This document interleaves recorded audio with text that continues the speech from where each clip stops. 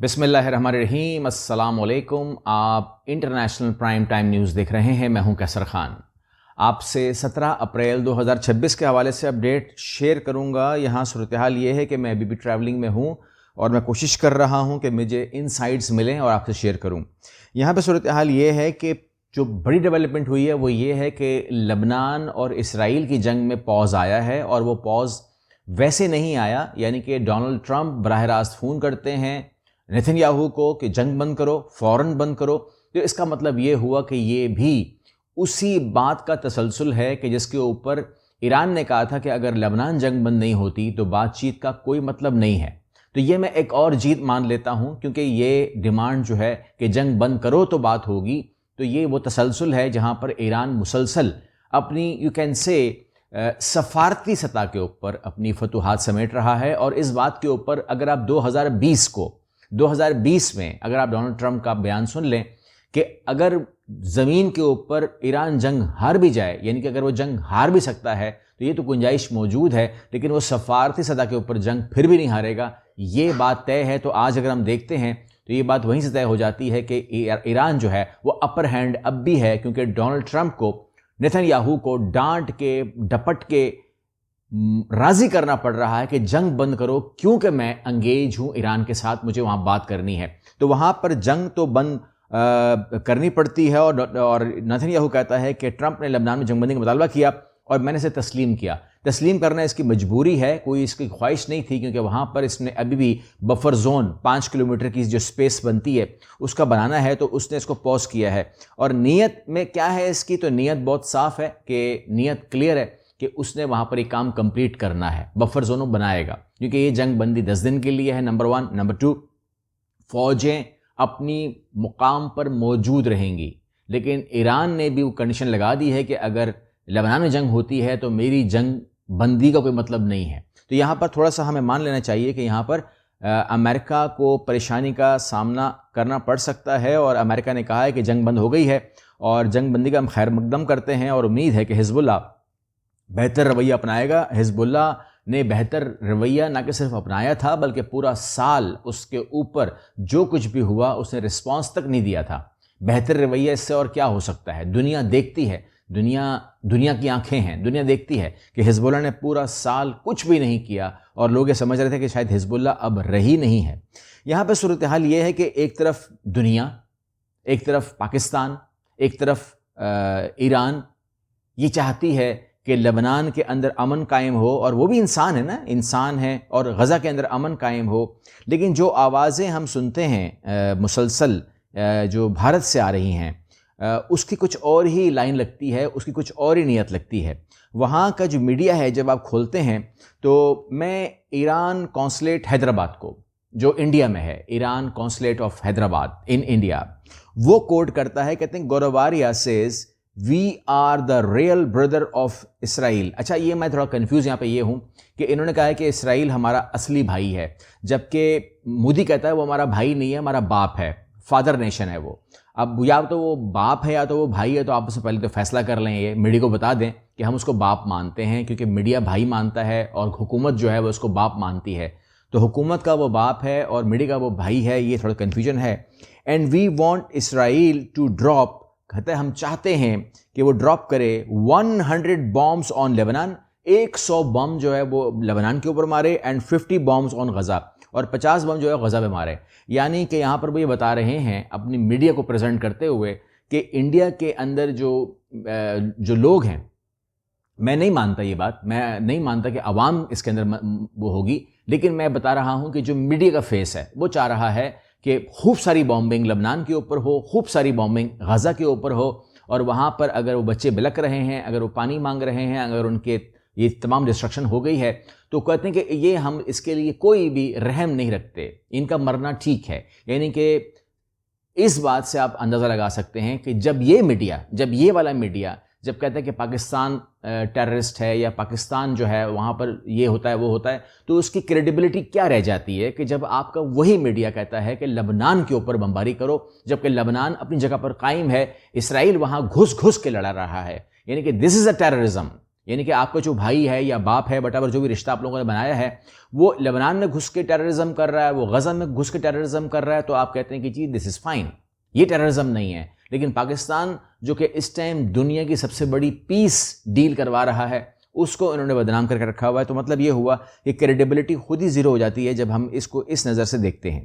معاملہ یہ ہے کہ جہاں تک میں بات کروں امریکہ کی, تو امریکہ کے اندر اور اسرائیل کے اندر جو ہے وہ فیس سیونگ کھیل رہے ہیں, اور اس کو ہم کہیں گے دا گریٹ سرنڈر کے نام سے انہوں نے خبر چلا دی. کہتے ہیں Trump reveals Iran agreed to hand over all enrichment uranium. اب یہ وہ خبر ہے جس کے اوپر میں کم از کم بالکل بھی یقین نہیں کرتا. جب تک ایران اپنے منہ سے نہ کہہ دے تب تک میں یقین نہیں کروں گا, بیکاز اگر ایران کہتے بات ختم ہو جاتی ہے, پھر میں اس کو ڈیفینڈ نہیں کر سکتا, پھر میں اس کو سیکنڈ ورڈنگ نہیں دے سکتا, بیکاز ایران نے کیا ہوگا تو ایران نے بتا دیا ہے. لیکن جب تک ایران نہیں کہتا تو میں اس کو نہیں مانتا کہ ایران یہ کہہ دے کہ میں اپنی یورینیم انرچ یورینیم جو ہے وہ اس ملک کے حوالے کر دوں جس ملک نے 40 دن بمباری کی اور اس نے کوئی اچیومنٹ نہیں کی, یعنی کہ اس نے کوئی قبضہ نہیں کیا, اس نے کوئی انٹری نہیں کی, وہ سرحدیں پار نہیں کر سکا, وہ وہاں داخل نہیں ہو سکا. تو پھر اور جب وہ اس نے کوشش کی بھی تھی تو اس کے بعد جو اس کا تماشا بنا, جو کچھ بھی ہوا, تو اس کا کیا انجام ہوا. تو اس خبر کو ہم تھوڑا سا روکتے ہیں اور اس کا ہم بعد میں پوسٹ مارٹم کریں گے. یہاں پہ صورتحال یہ ہے کہ چائنا کے حوالے سے جو موساد ہے وہ کہہ رہا ہے, انکنفرمڈ رپورٹس ہیں کہ چائنیز کارگو پلینز جو ہے وہ مبینہ طور پر لینڈ کیے ہیں ایران کے اندر. اچھا میں اس کو یوں نہیں مانتا ہوں, میں کہتا ہوں کہ موساد کی خبر انکنفرمڈ تو جھوٹ بھی ہو سکتی ہے, اور میں سمجھتا ہوں کہ یہ جھوٹ ہی ہوگی کہ ایران کے اندر چین جو ہے وہ بائی ایئر آرم پہنچائے گا. میں اسے ڈینائی نہیں کر سکتا ہوں کہ آرم پہنچائے گئے ہوں گے یا وہ گئے ہوں گے, رشیا نے بھی خوب پہنچائے ہوں گے, چائنا نے بھی پہنچائے ہوں گے, بڑے راستے ان کے پاس اور بھی ہیں, انہیں یہ رسک لینے کی ضرورت ہی کیا ہے کہ وہ بائی ایئر جائیں. بائی ایئر جانے سے خطرناک ہے. تو موساد کی یہ خبر تو غلط ہو سکتی ہے, میں خود سمجھتا ہوں کہ انہوں نے آرم پہنچائے ہیں اور چین جو ہے وہ پہنچاتا رہے گا, میرے حساب سے وہ اس کو روکے گا نہیں.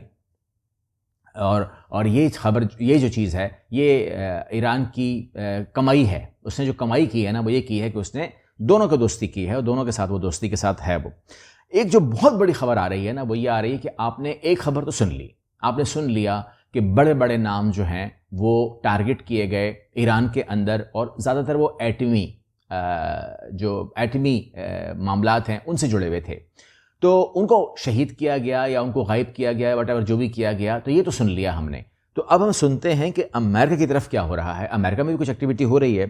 تو امریکہ میں کہا جا رہا ہے کہ 10 امریکی سیاستدان پراسرار طور پر ہلاک یا گمشدہ ہو گئے. ٹرمپ نے نوٹس لے لیا, اب ان کو ہوش آیا کہ جی یہ غائب ہو رہے ہیں, ان کے نام آیا ہے. ان تمام کے تمام کا تعلق جو ہے حیرت انگیز طور پر جوہری پروگرام سے یا سرکاری اداروں سے تھا, جس کی وجہ سے سوالات اٹھ رہے ہیں. اب یہ جو 10 سیاستدان ہیں, جو سائنسدان ہیں, ان کے ایجز بتائی جا رہی ہیں, ان کے نام بتائے جا رہے ہیں, ان کے کارنامے بتائے جا رہے ہیں. تو جنہوں نے ناسا کے ساتھ مل کر نظام شمسی سے باہر موجود سیاروں اور پانی کی تلاش میں مدد کی, انہیں قتل کر دیا گیا. اس کے علاوہ سائنسدان جو اسی لیبارٹری کے تھے جو یورینیم انرچ کرتے ہیں, ان کو مار دیا گیا. اور تمام کی تمام جو شخصیات تھیں ان کا تعلق میں نے کہا کہ یہ اسی معاملہ سے تھا. تو اس کا مطلب یہ ہوا کہ امریکہ کو اندر سے ڈنٹ پڑ رہی ہے. اب یہ کون مار رہا ہے مجھے بالکل بھی اس کے بارے میں علم نہیں ہے, لیکن 10 امریکی سائنسدان جو ہیں وہ ٹھکانے لگ چکے ہیں. یہ میں آپ کے ساتھ خبر شیئر کر سکتا ہوں. ایک بہت ہی اتھینٹک سی خبر آتی ہے, یعنی کہ آونہ ہرمز کو اس ٹائم آپ کو معلوم ہے کہ ایران نے بند کیا ہوا ہے, لیکن یہ بہت بڑی بات ہے کہ پاکستانی جہاز وہاں سے گزرے ہیں. اچھا پاکستانی جہاز کیوں گزرے ہیں, تو اس کی ایک ہی وجہ ہے کہ وہاں پہ 2 ایک نہیں 2 بلاکٹ ہیں. ایک بلاکٹ جو ہے وہ ایران کا ہے آبنائے ہرمز سے گزرنے کا, اور اس کے بعد سیکنڈ لیئر کے اندر امریکنز بیٹھے ہوئے ہیں, اور وہ لیئر ہے.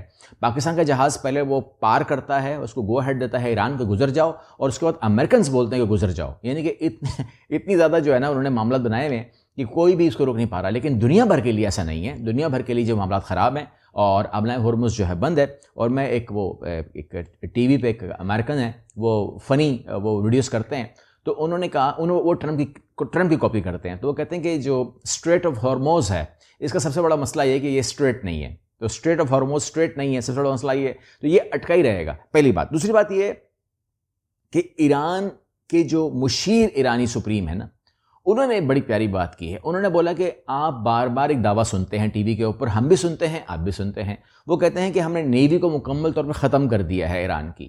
ٹھیک ہے جی, آپ نے نیوی کو ختم کر دیا ہے, تو گراؤنڈ ریئلٹی کیا ہے؟ اگر جس جگہ کا اوپر نیوی نہیں ہے, جو امریکن دعویٰ ہے, تو کہتے ہیں کہ آپ آبنائے ہرمز سے گزر جائیں پھر تو, کیونکہ آبنائے ہرمز نیوی نے روکی ہوئی ہے نا, وہ ایران کی بلاکٹ کہاں سے ہوئی ہوئی ہے؟ جو ایرانی نیوی ہے. اگر ایرانی نیوی مکمل طور پر ختم ہو چکی ہے بقول آپ کے, تو آپ اتنا دور کیوں کھڑے ہیں؟ ابراہم لنکن کو آپ نے کہاں کھڑا کیا ہوا ہے؟ اس ہزاروں میل دور سے تو آپ نہیں اس کو وہ کر سکتے. تو آپ یہاں پر آ کر کے آبنائے ہرمز پر قبضہ کریں نا, نیوی تو ہے نہیں ان کے پاس بقول آپ کے. تو یہ بہت ہی ایک اسٹرانگ میسج ہے جو دنیا لے لیتی ہے.